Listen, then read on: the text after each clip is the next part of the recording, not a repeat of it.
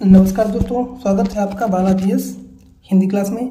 तो फिर दोस्तों इस क्लास में हम भूगोल का प्रैक्टिस सेट करवाएंगे जो कि बहुत इम्पॉर्टेंट है और ये सारे क्वेश्चंस किसी न किसी एग्जाम में आए हुए हैं। अगर आप इसको देख लेते हो तो निश्चय ही आपको बहुत ही आगे फ़ायदा मिलेगा इसका। तो ये क्लास आपके लिए UPSSC के विभिन्न एग्जामों के लिए महत्वपूर्ण है। तो चलिए प्रारंभ करते हैं। पहला क्वेश्चन है, खादर और बांगर निम्नलिखित में से किस प्रकार की मिट्टी है? तो बताइए, यहाँ बात की जा रही है खादर और बांगर की। ये किस प्रकार की मिट्टी है? काली मिट्टी है, जलोढ़ है, लैटेराइट है या लाल मिट्टी है? तो दोस्तों ये आपकी जो खादर और बांगर मिट्टी, ये आपकी जलोढ़ मिट्टी है, जो कि ऑप्शन नंबर बी दोस्तों सही हो जाएगा। और खादर व बांगर जलोढ़ मिट्टी के दो प्रकार हैं और खादर नवीन जलोढ़ है मृदा है, जबकि बांगर पुरानी जलोढ़ मृदा कहते हैं। तो ऑप्शन नंबर बी दोस्तों सही हो जाएगा। अगला है, मरुस्थल क्षेत्रों में वायु अपर्दन होता है क्योंकि मिट्टी को पकड़े रहने के लिए कोई पेड़ पौधे नहीं होते हैं। शुष्क भूमि में यह होने का कारण क्या है? अचराई, वन आग या वन रोपण या इनमें से कोई नहीं? बताइए। तो जो अपर्दन होता है उसका सबसे महत्वपूर्ण कारण है कि अति चराई के कारण जो है अपर्दन होता है, क्योंकि मरुस्थल क्षेत्रों में वायु अपर्दन होता है क्योंकि मिट्टी को पकड़े रहने के लिए कोई पेड़ पौधे नहीं होते हैं। शुष्क भूमि में यह होने का कारण अति चराई होती है। तो ऑप्शन नंबर ए दोस्तों सही हो जाएगा। सूर्यमुखी की खेती के लिए किस प्रकार की मिट्टी सबसे अच्छी होती है? रेगुर मिट्टी, मटियार या दोमट मिट्टी, शुष्क हल्की मिट्टी, जलोढ़ मिट्टी? बताइए। तो जो सूर्यमुखी के लिए जो मिट्टी होती है दोस्तों इम्पोर्टेंट, वो आपकी रीगर या रेगुर मिट्टी। ऑप्शन नंबर ए सही हो जाएगा, क्योंकि सूर्यमुखी की खेती सभी प्रकार की मृदा में की जा सकती है, परंतु रबी मौसम में सूर्यमुखी को वर्टिसोल जैसी नमी वाली मिट्टी में लाभदायक रूप से उगाया जा सकता है, इसीलिए इसमें आवश्यक है। ये बहुत अच्छी मिट्टी होती है। ऑप्शन नंबर ए सही हो जाएगा। एक संसाधन के रूप में मिट्टी के कटाव और ह्रास को मिट्टी के संबंध में प्रमुख खतरा माना जाता है। निम्नलिखित में से कौन सा विकल्प मिट्टी के संरक्षण का सर्वोत्तम उपाय नहीं है? तो ऑप्शन नंबर दोस्तों क्या सही हो जाएगा? तो ऑप्शन सही दोस्तों हो जाएगा बारिश के पानी में बह जाना। ऑप्शन नंबर सी दोस्तों सही हो जाएगा। यही मिट्टी के संरक्षण के लिए सर्वोत्तम उपाय है। उपाय नहीं है। और बाकी घास पात में ढकना ये भी है, आश्रय, आवरण, समोच्च जुताई यानी कंटूर कल्टीवेशन ये है। लेकिन यहाँ बात की जा रही सर्वोच्च उपाय नहीं है, नहीं की बात की जा रही है। तो बारिश के पानी में बह जाना यही सबसे इंपॉर्टेंट हो जाएगा।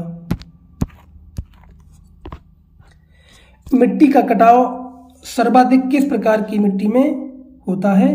सिल्ट मिट्टी, मटियार दोमट मिट्टी, बलुई मिट्टी और उपयुक्त सभी?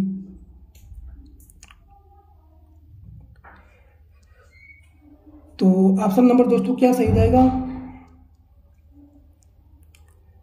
तो ये ऑप्शन आपका हो जाएगा कि मिट्टी का कटाव सर्वाधिक उपयुक्त जो होता है वो सिल्ट मिट्टी में भी होता है, बलुई मिट्टी में भी होता है और दोमट मिट्टी में होता है। तो ऑप्शन नंबर डी सही हो जाएगा।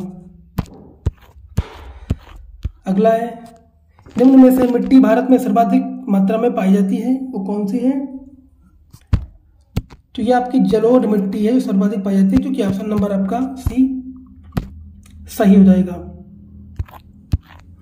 क्षेत्रीय मृदा को और क्या कहते हैं?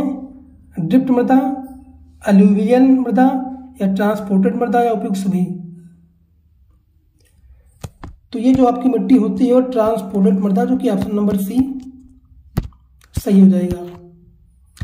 निम्न में से कौन सा अम्लीय धरती पर सफलता से उगाया जा सकता है?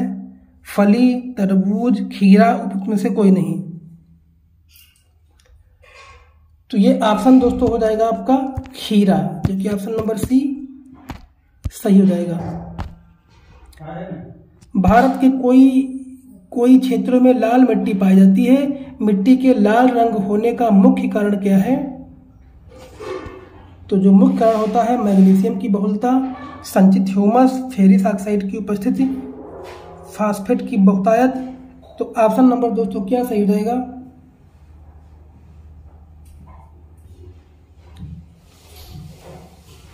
तो ऑप्शन नंबर दोस्तों आपका सही हो जाएगा फेरिस ऑक्साइड की उपस्थिति, जो कि ऑप्शन नंबर दोस्तों आपका सी सही हो जाएगा।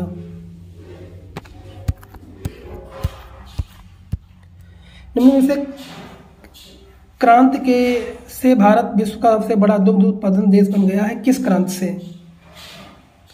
तो हरित क्रांति या लाल क्रांति या नीली क्रांति या श्वेत क्रांति? तो आपका श्वेत क्रांति से भारत विश्व का सबसे बड़ा दुग्ध उत्पादन देश बन गया है, जो कि ऑप्शन नंबर बी सही हो जाएगा। मौसम के दौरान रबी फसल की खेती की जाती है। तो रबी की जो खेती की जाती है पतझड़ में या गर्मी में या मानसून और वर्षा में। तो जो रबी की खेती होती है दोस्तों ये आपकी सर्दी के मौसम में होती है, जो कि ऑप्शन नंबर आपका बी सही हो जाएगा। चलिए देखते हैं।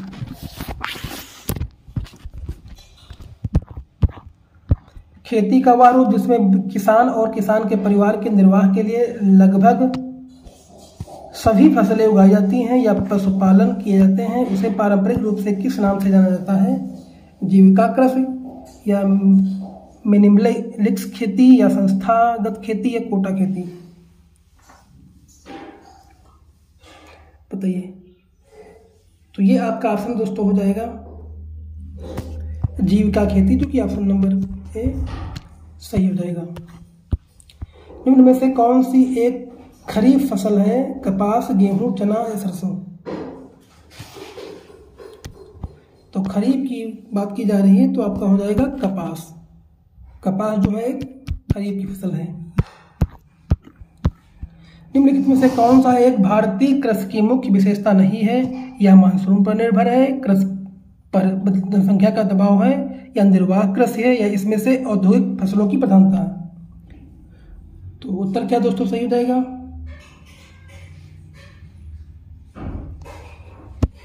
तो उत्तर आपका दोस्तों हो जाएगा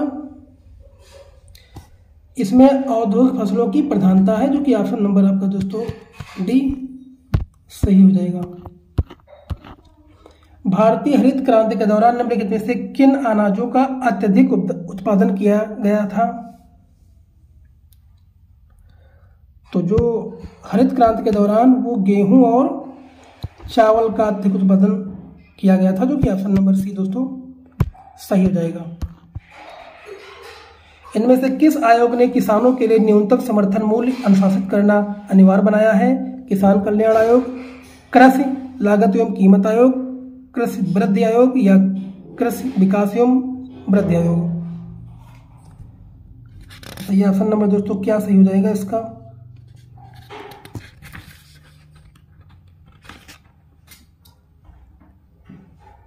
तो कृषि लागत एवं कीमत आयोग ने इसका समर्थन मूल्य अनुशंसित करना अनिवार्य बनाया था, जो कि ऑप्शन नंबर आपका भी सही हो जाएगा।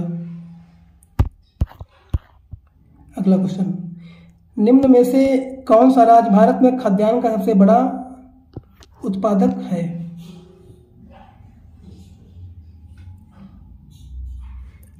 बताइए। तो जो ऑप्शन के अनुसार जो खाद्यान्न का सबसे बड़ा उत्पादक दोस्तों है वो आपका उत्तर प्रदेश है, जो कि ऑप्शन नंबर आपका सी सही हो जाएगा। ये खाद्यान्न लिखा हुआ दोस्तों। पर्यावरणीय खेती इको फार्मिंग को किस नाम से जानते हैं दोस्तों? बताइए इसमें ऑप्शन क्या सही हो जाएगा? शुष्क खेती या संविदा खेती या झुंड खेती या जैविक खेती? दोस्तों आप लोग गेस किया करिए कौन सा उत्तर इसमें सही हो सकता है। तो इसको जैविक खेती के नाम से जानते हैं, ऑप्शन नंबर डी सही हो जाएगा। अगला है, निम्न में से एक प्रकार की खेती जिसमें किसान अपने संसाधनों को एक जगह एकत्रित करते हैं और अपने संसाधनों के अनुपात में कृषि उत्पादकों को वितरित करते हैं, क्या है?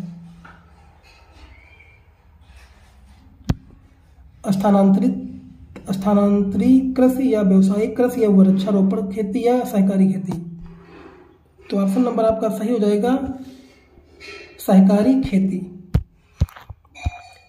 उच्च पैदावार वाले बीज की किस्में सोनालिका और कल्याण सोना किस फसल से संबंधित है? जौ, चावल, गेहूं और मक्का।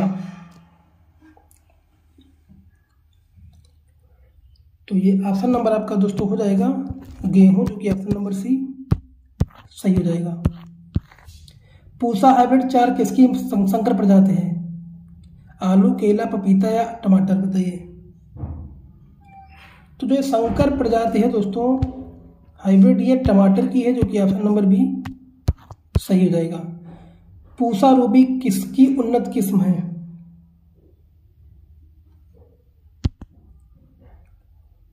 तो दोस्तों ये भी आपकी टमाटर की ही है। तंबाकू की प्रति हेक्टेयर बीज दर क्या है? तो प्रति हेक्टेयर बीज जो है 3 से 5 किलोग्राम, जो कि ऑप्शन नंबर सी सही हो जाएगा। निम्न में से किस्में को छोड़कर सभी खरीफ फसलें हैं?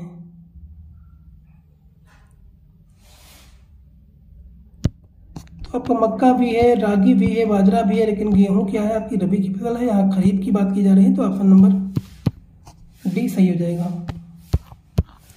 सर्दियों में उगाई जाने वाली फसलें जिनकी बसंत में कटाई की जाती है फसलें कहलाती हैं, बताइए। तो उत्तर आपका हो जाएगा दोस्तों रबी की फसल, जो कि ऑप्शन नंबर बी ए सही हो जाएगा दोस्तों। निम्न में से किस क्रांति ने तिलहन के उत्पादन में वृद्धि उत्पन्न की है? तो जो तिलहन में उत्पादन की है तो ये आपकी हो जाएगी पीली क्रांति, जो कि ऑप्शन नंबर डी सही हो जाएगा। खरीफ फसलों के लिए किस तरह के मौसम की आवश्यकता होती है? तो खरीफ फसलों के लिए जो आवश्यकता होती है वो दोस्तों आपका हो जाएगा गर्म और नम, जो कि ऑप्शन नंबर दोस्तों ए सही हो जाएगा। तो दोस्तों अगर वीडियो अच्छा लगा हो तो लाइक करिए, कमेंट करिए, चैनल को सब्सक्राइब कर लीजिए, क्योंकि इससे संबंधित इसी तरह से बहुत सारे प्रैक्टिस सेट मैं जो दे चुका हूँ, अगर आप लोग ना देखे हो तो प्लेलिस्ट में जाकर के देख सकते हैं। धन्यवाद।